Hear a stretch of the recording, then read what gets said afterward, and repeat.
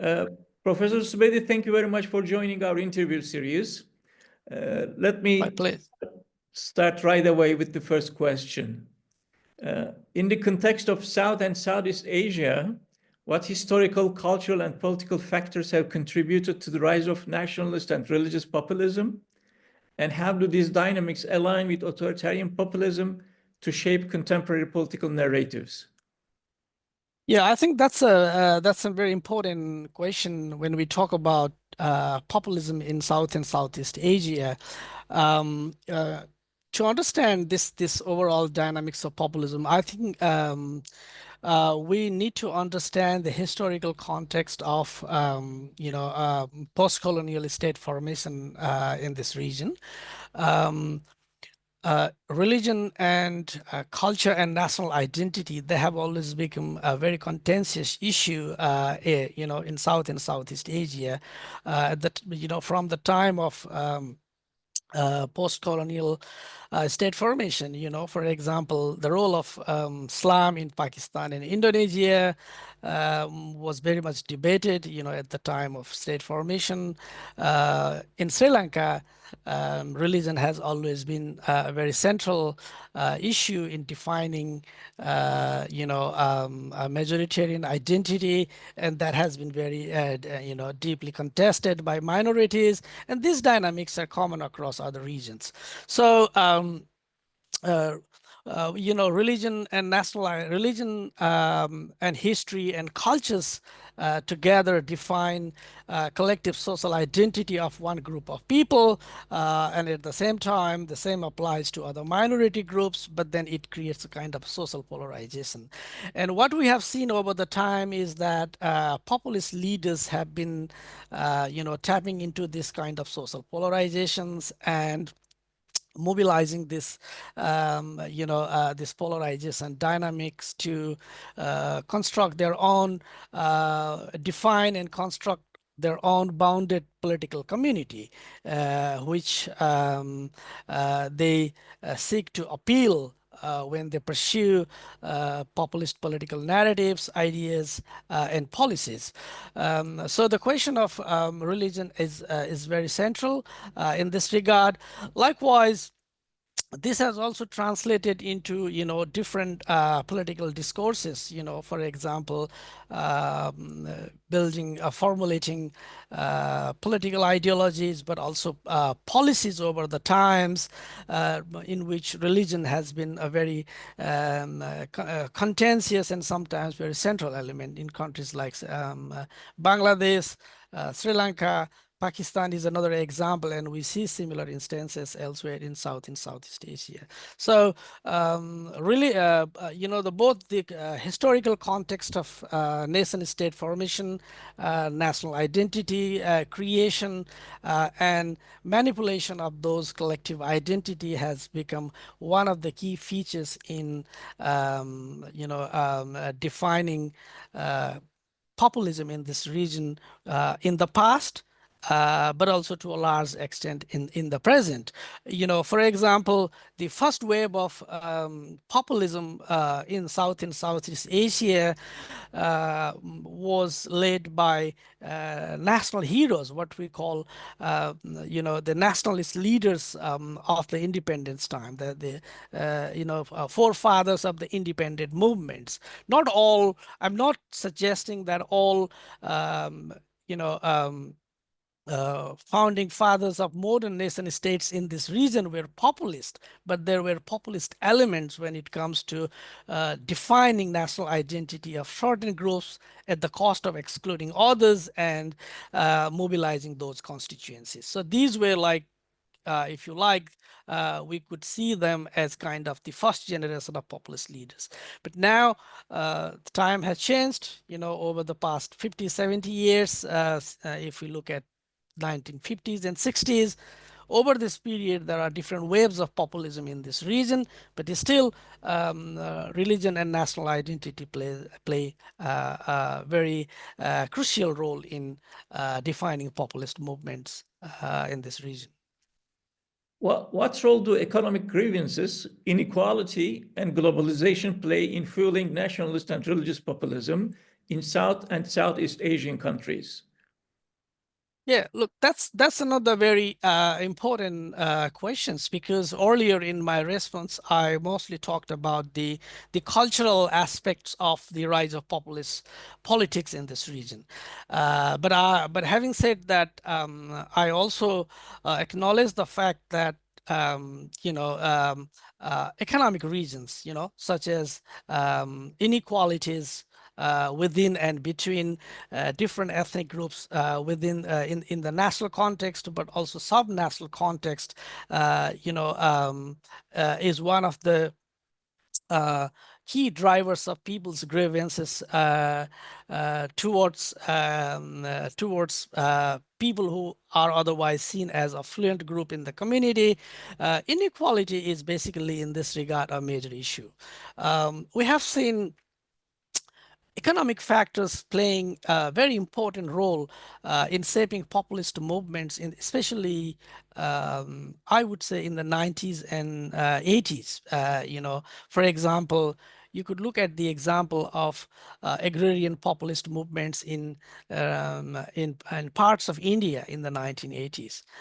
You could also see economic logic, inequality issues, playing a central role in mobilizing the constituency of, former Prime Minister Thaksin Shinawatra in Thailand, for example. So in that sense, inequalities has always been a very central issue. But having said that, I would say globalization, especially when we talk about inequalities, oftentimes the political orders or the enemy of the people are those political elites at the national level, but also in most cases, the external actors, the multinational companies, the outsiders are also oftentimes, portrayed as enemy of the people. Here I'm referring to the actors which work in support of implementing neoliberal policies in this region. So economic grievances in that sense plays an important role. But when we look at the contemporary wave of populism in this region, of course, inequality has played a major role, and almost all populist leaders have come up with their own, very radical and ambitious and transformative redistributive economic policies and agendas which have eventually failed in most cases, and we have seen populist leaders go on from power over in average after 4 or 5 years in power. But at the same time, elsewhere we see this economic narratives of populism, economic logics of the rise of populism often comes with this idea of globalization. And we have also seen in the West, for example, this idea of the losers of the globalization thesis, a constituency, a certain group of people being the losers in the process of globalizations. And this is what we often see in the case of Western Europe. But in case of Asia, I think the question of globalizations is either ambiguous or it needs further explorations, in my view. Because unlike in the West, in Asia, we have seen most Asian countries have actually benefited from the new wave of globalizations in many respects. Even we have seen, because of financial globalizations and globalization of production industry, one example is that many manufacturing industries have now relocated from global north to some of the global countries in the global south. And in that sense, this has contributed to rising economic growth in many countries in South and Southeast Asia, including India, Vietnam, Malaysia, or Indonesia could be the examples here. So, of course, this has contributed to uplift some of the extreme poor out of the poverty line, so to speak. But at the same time, this has also contributed to, rising inequality, because a certain section of people in the communities are making a huge profit out of this process, while others are actually some improvement in the lives of people. But then the policies are as such that the economic inequality persists in most of the Asian countries. So this kind of dynamics on the one hand actually fuels people's grievances, which provides a recipe for populist leaders to craft their own populist narratives and agendas.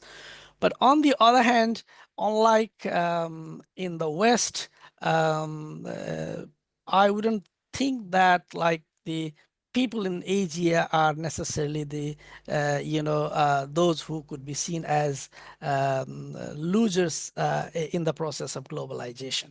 So globalization in that sense in the Asian countries works as a double-edged sword.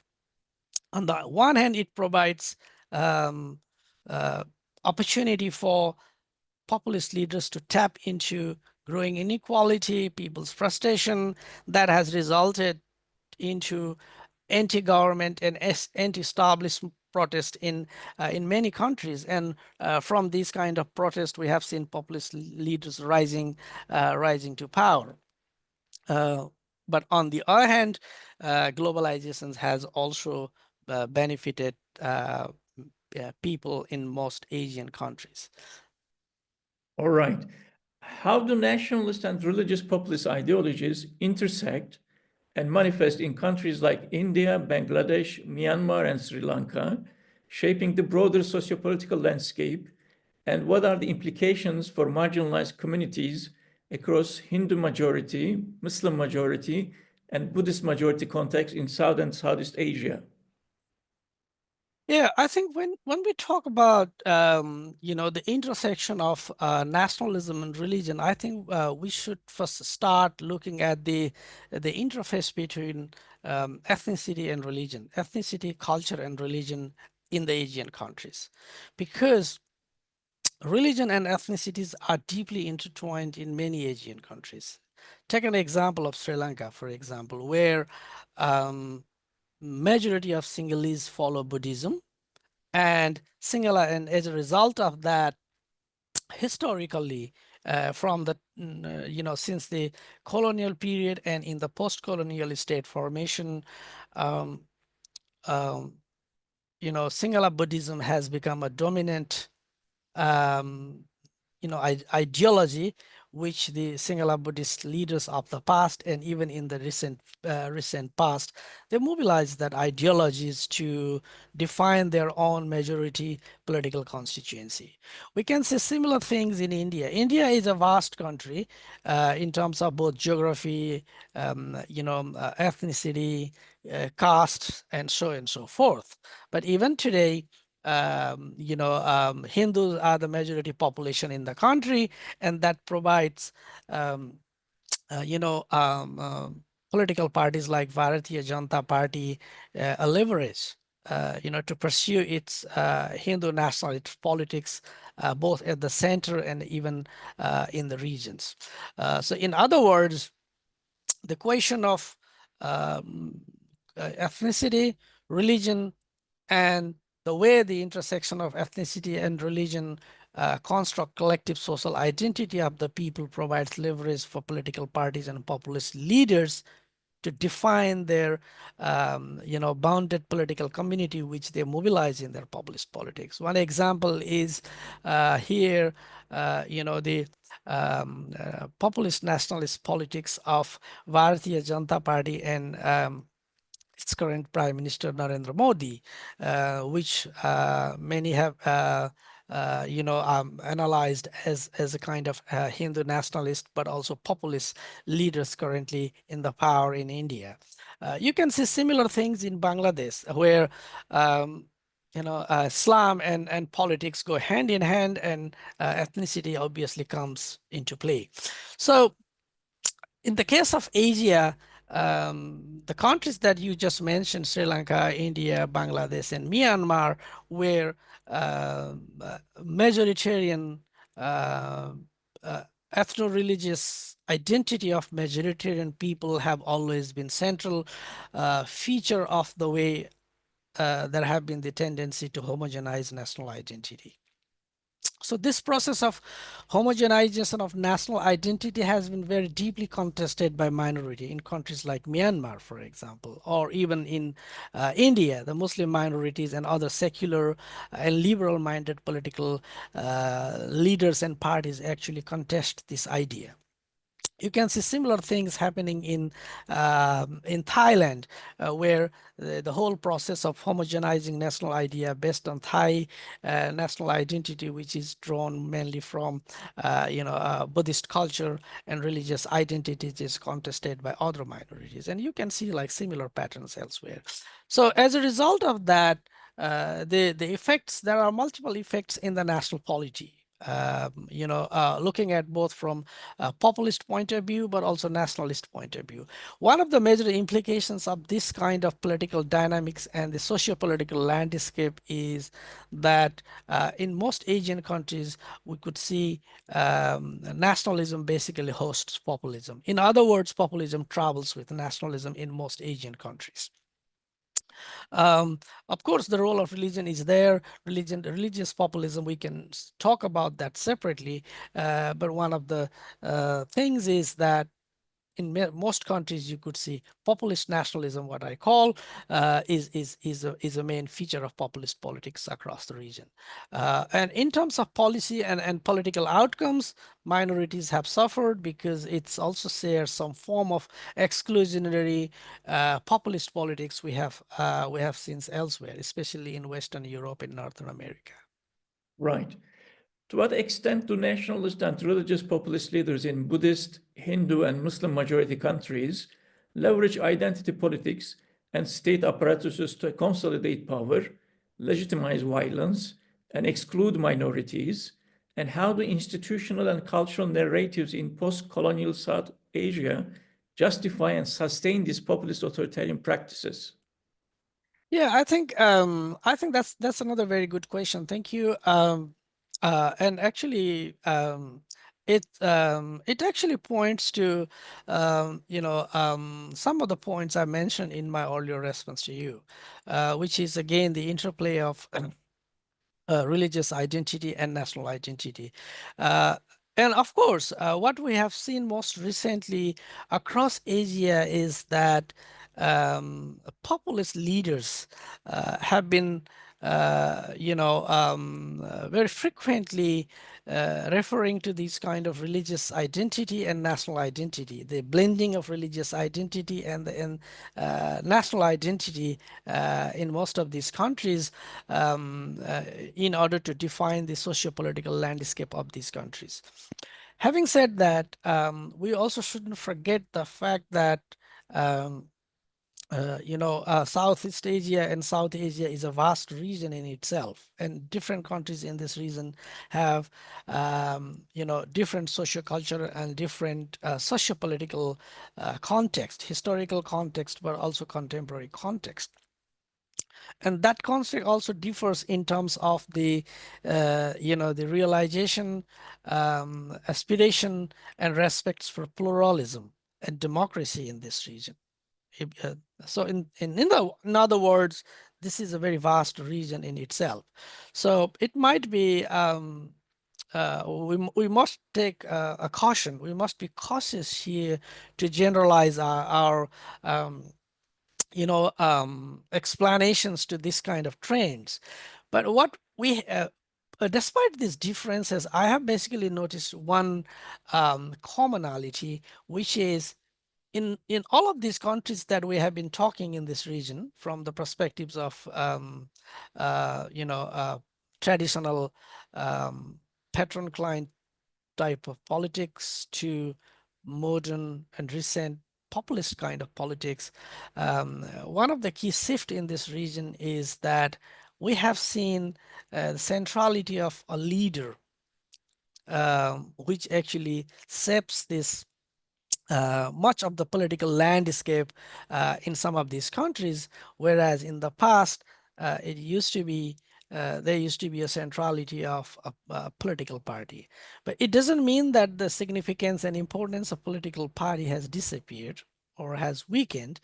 But what we have seen is that um, uh, with the rise of authoritarian populist and nationalist kind of politics, right from Rajapaksa regime in Sri Lanka to Sheikh Hasina, who has been recently dislodged from in Bangladesh, to um, uh, Aung San Suu Kyi in Myanmar, which her government has been dethroned. She is currently put in prison by the junta authorities, to Huyen Sang, who has been in power until recently, to Rodrigo Duterte in Philippines. What we have seen is that a very strong and powerful leader has dominated the political landscape, right? So in that sense, politics has kind of shifted to a leader-centric politics rather than a party-led politics at the center. And this has been a common trend across South and Southeast Asia, possibly worldwide, but I don't have enough data to suggest that, right? So in this kind of situations, what we see is that the either authoritarian or populist leaders or a nationalist leaders who is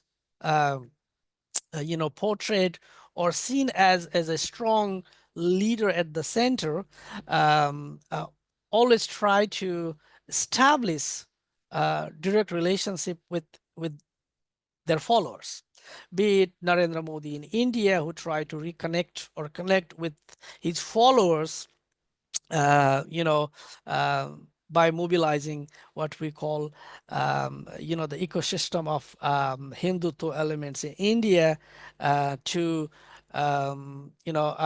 Duterte in Philippines, who try to connect with people directly, often or in most cases bypassing the institutions as far as possible. So in this kind of situations, populist political leaders who are strong, influential and strong leaders have been mobilizing, in most cases, religious identity and the followers, which in most cases defined by their cultural religious identities, and in some other cases, national identity. And the attempt has been to establish links with the people directly. In other words, there has been a tendency of populist leaders to appeal to the will of the people, mobilize mobilize the so-called will of the people to justify their power and consolidate this power. So in that process, the next question is, where do institutions stand? Do institutions matter or not? I would say institutions do matter, because in case of Asia, and perhaps this is also there is also a commonality of this type across the world, is that populist leaders in Asia have come to power through elections. In other words, they have come to the power by mobilizing democratic institutions in the first place, and which is election. No matter how fair and how free and fair the elections is, that possibly differs, country to country, right? But a minimal presence of democratic institutions has been sort of a minimum requirement for populist leaders to come to the power.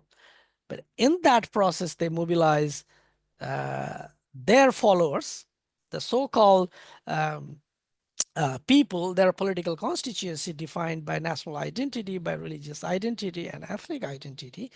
And when populists come to the power in different countries, we have seen different sort of tactics and strategies they employ to either manipulate the existing political institutions and democratic institutions, or dismantle them, or reform them in order to consolidate power.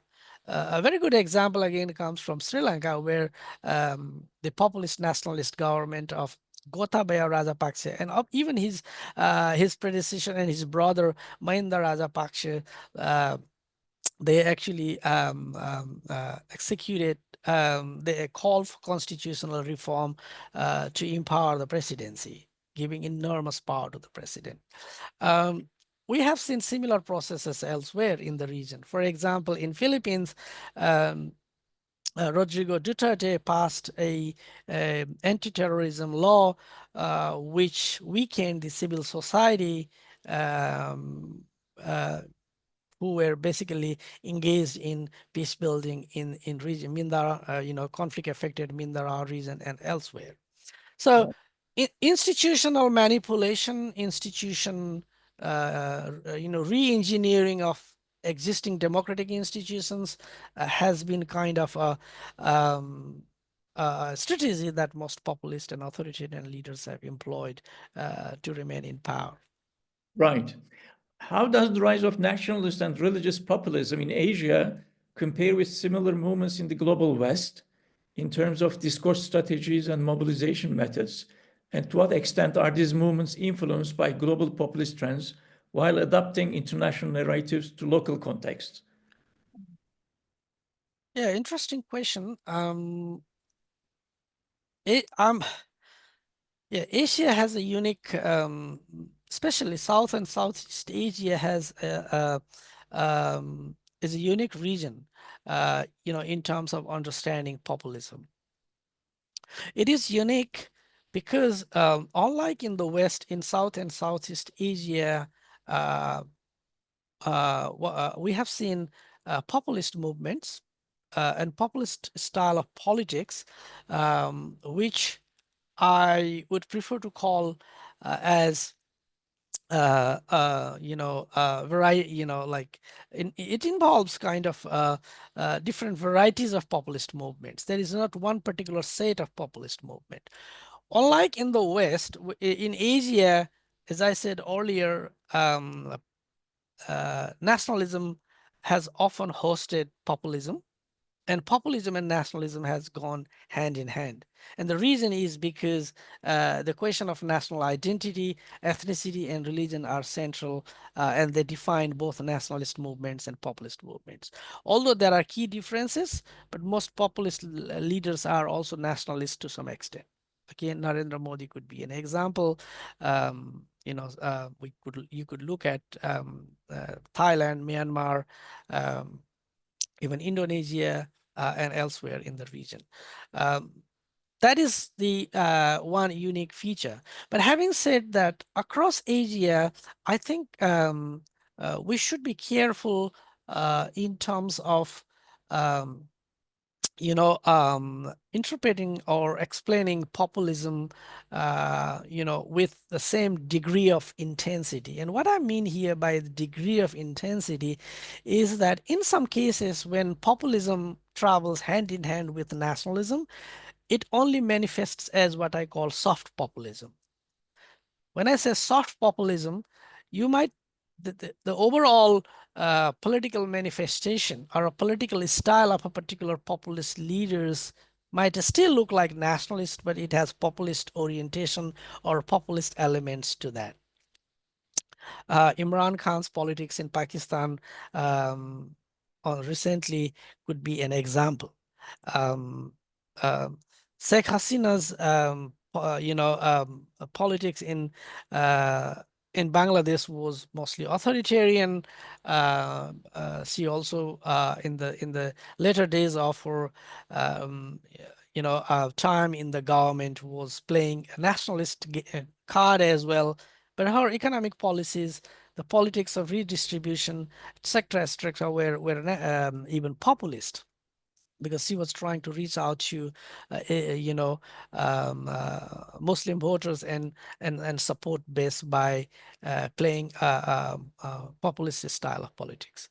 You can see similar instances elsewhere. So soft populism means you can see a strong leader or a political party which is either nationalist or authoritarian in principally, but also has soft populist orientation.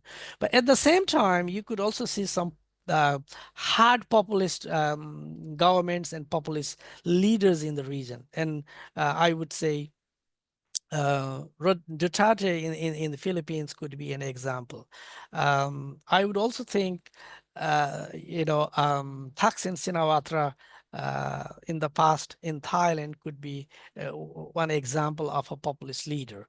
And there are other examples in the region. So this is probably one difference, unlike if you look at populist leaders in Western Europe and North America.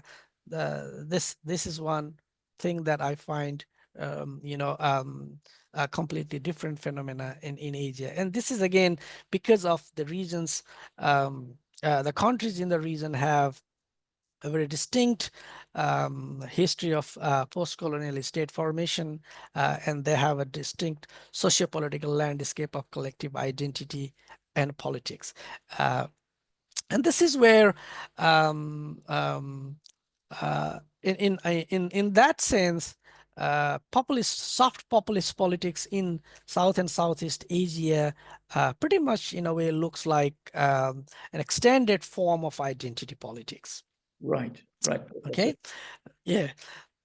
And finally, when we look at the similarities and differences, at the moment, what we see is that in the 1980s and 90s, we have seen a rise of left-wing populism.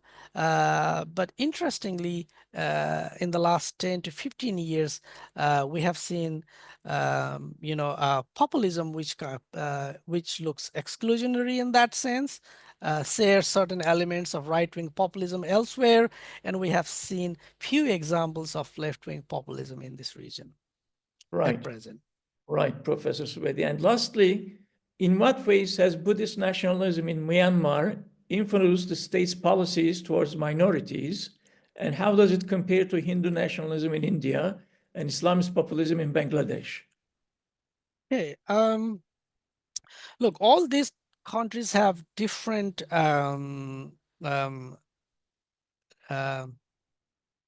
history, different context of post-colonial state formation, although one similarity is that all three countries were colonized. So they are post-colonial countries, have a history of colonial rule.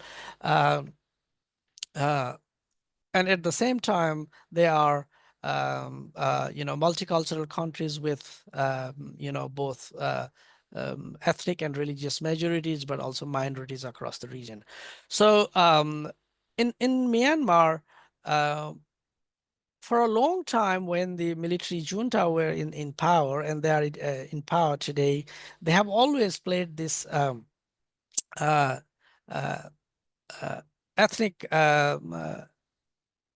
ethno-religious nationalism as a key strategy and ideology of ruling the country. Especially this has been the trend over the last few decades. When they come to the power, the military in Myanmar seem to at that time adopt a socialist different kind of a socialist policy, and the religious and ethno-religious dimension was kind of not very strong at that time. But over the time, there has been this trend of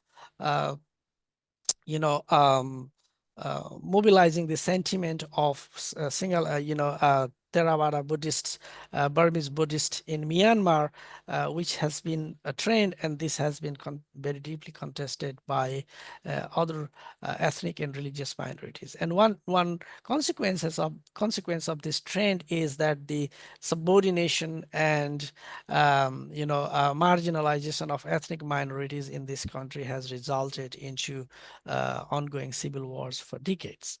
Right. In India, it's quite different because the Bharatiya Janata Party has come to power recently, but before that there was Indian Congress, which was in power and which is more in that sense a more towards pursuing this idea of pluralism and liberal policies towards minorities. But most recently, the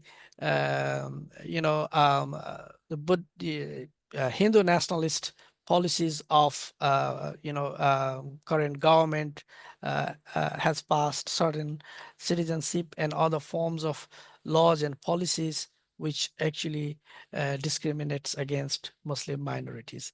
And similar situations can be observed in Sri Lanka and Bangladesh as well. So in a nutshell, minorities have, in most cases, across the board, minorities have become, the victims of this majoritarian exclusivist politics when it is in power.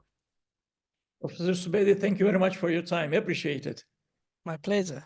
Thank you for having me. Thank you very much.